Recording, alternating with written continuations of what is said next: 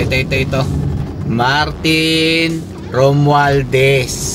Nakakalungkot lang naman din po kasi isipin yung dating inaayawan po natin na mga idol na way ng pangangampanya ng mga dilawan, ginagawa din po pala ng bagong Pilipinas, bagong muka. Inuna pa po nila maglagay ng tarpaulin kaysa ayusin po yung mga daan dito mga idol. Lubak-lubak po yung daan dito. Ano po ang purpose nung mga tarpaulins na nakikita po natin dito sa paligid ng Panabo, Carmen? At nandito pa rin po yung billboard mga idol. Eto po, namnamin ninyo. Martin Romualdez at saka may pangalan po ni Luis Araneta Marcos. Bagong Pilipinas, bagong muka. Ulitin ko, hindi po ko antay. Sasalita lang po ko sa mga nakikita nating kamalian. Hanggang tagong pala mga idol, oh. Grabe naman talaga si Romualdez.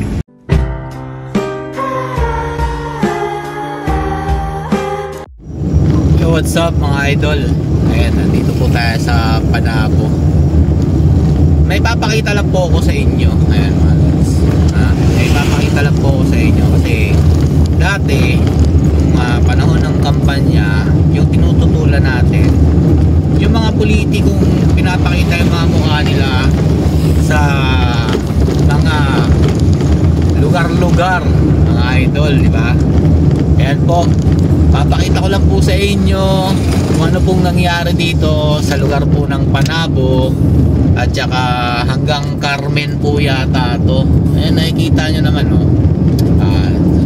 Kasi hindi masyado klaro dito natin yung camera natin. Ayun ayan lang. Pakita ko sa inyo. Ano to? Ano yan? Sino yan? Sino yan? Sino yan? Lisa Araneta mga idol. So dito pa tayo tingnan natin dito mga idol. Ang lalaki ng mga tarpaulin nila. Sa akala ko po ba walang plano? Yan pa. Ito. Medyo ano lang Martin Romualdez. Okay? Pasensya mga idol Hindi po ako anti-admin pero parang taliwas po dun sa sinabi nila nung kampanya na mangyayari sa bagong Pilipinas, bagong muka. Pasensya talaga mga idol kasi hindi ko lang matiis na hindi magkomento sa pinapakita nila ngayon po mga idol. Biruin nyo, sira-sira po yung mga daan namin dito sa ibang lugar ng Davao. Okay? Lalong-lalo na po sa amin sa Davao City dahil hindi po nabigyan na magandang budget ang aming lugar. Dahil nga daw po kinakalaban daw po ang administrasyon. Ganun po pala ang bagong Pilipinas, bagong mukha, no? Yung kapag hindi pumapapor sa inyo yung isang tao, pag-iinitan nyo. Diba? Ito pa mga idol, ang dami niyan. Akala nyo yun lang?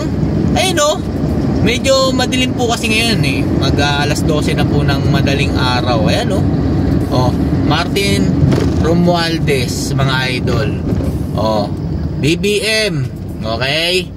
Anong ginagawa ninyo dito? Sus, nako yung PBA Ay, nako naman po talaga. Anak ng tinapay naman. Nakakalungkot lang naman din po kasi isipin na yung dating inaayawan po natin na mga idol na way ng pangangampanya ng mga dilawan, ginagawa din po pala ng bagong Pilipinas, bagong muka. Anak ng tinapay naman mga idol. Ang layo pa po ng eleksyon, inuna pa po nila maglagay ng tarpaulin kaysa ayusin po yung mga daan dito mga idol. Lubak-lubak po yung daan dito. Okay? Mas nauna pa po yung mukha nila bago po yung ayos ng kalsada. Ayan po, nagrarant lang po tayo ngayon dahil karapat dapat lang naman po talaga. Dahil hindi po tinutupad yung ipinangako bago po naupo si PBBM mga idol. Pasensya na pero nananalig pa rin ako na sana ma-enlighten po si PBBM na mali po yung ina-advise sa kanya na mga nasa paligid niya na ganito gawin, ganito ganyan, i-hold natin tong ano, yung ating kapangyarihan. Kasi parang ganito po yung nangyayari dyan eh. Anong ginagawa nitong mga tarpaulin na to? Para po sa susunod na eleksyon, sila pa rin po ang maghari kung sino man po yung magiging pambato nila. Pero 2025 election pa po ang magaganap. Alam po natin na kapag merong mga muka na pinapakita, sa tingin ko lang, kung hindi ako nagkakamali mga lodi sa tingin ko lang naman, baka lang naman po tumakbo po silang senador ngayong 2025. Kaya nandirito po yung mga mukha nila. Panabo pa lang po ito. Papakita ko po sa inyo mamaya yung sa Carmen. Maya na po, balikan ko kayo. So, meron pa dito mga idol. Ayan na. Nagsimula na. Ayan oh. Oh. Ayan. Oh. O, diba? Ang lalaki na mga tarpaulin. Ito na mga idol. Pa-Carmen na po ito eh. May nakita pa po tayong billboard mga idol nung umuwi ako. Ewan ko lang kung nandun pa rin. O, diba? Oh, PBBM, Martin Romualdez. Ayan mga lodi. Nakita nyo yun? Oh, eto pa. Ewan ko lang kung tinanggal na nila yun eh. Ang lalaki nito mga idol Ang lalaki nito. Oh, Martin Romualdez. Oh, di ba? Anak ng tinapay naman. Ang papogi talaga, ang papogi. Eto pa oh. Tatakbo ba si First Lady Lisa Araneta o Luis Araneta? Ayan po, laki. Laki na tarpaulin. Pakita ko sa inyo mamaya. Sana wala na yung billboard doon.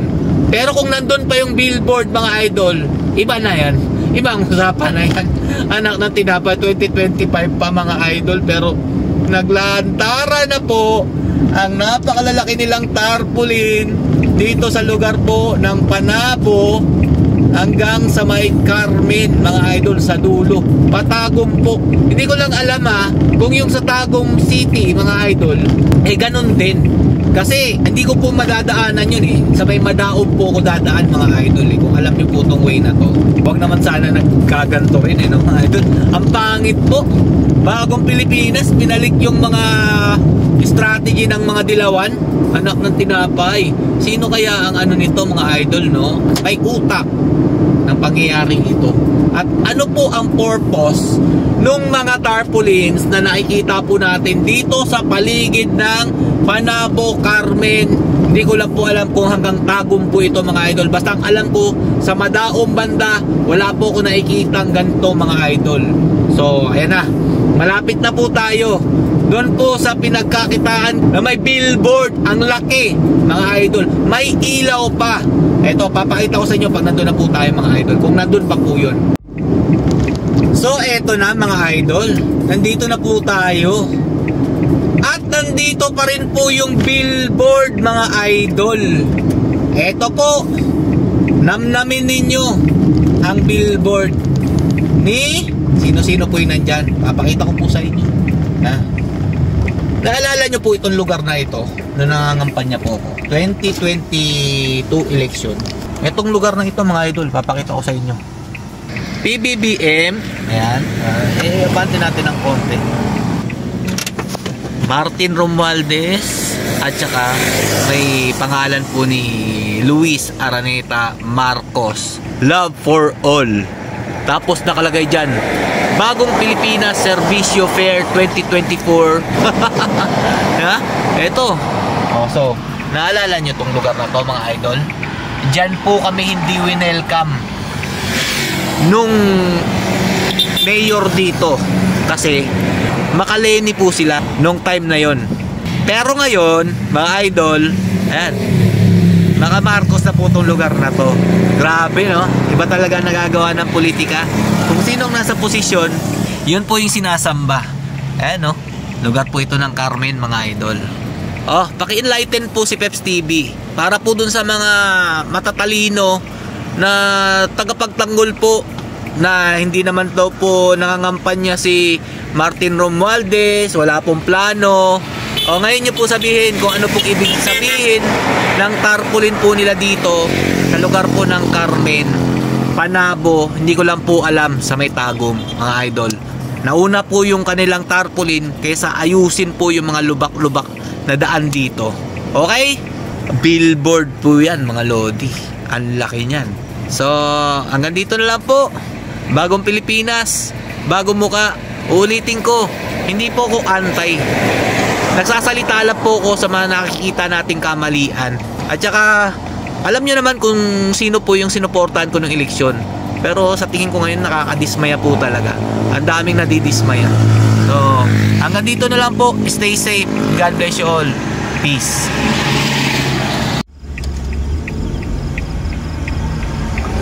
Hanggang Tagum pala mga idol, oh. Grabe naman talaga si Romualdez. Grabe.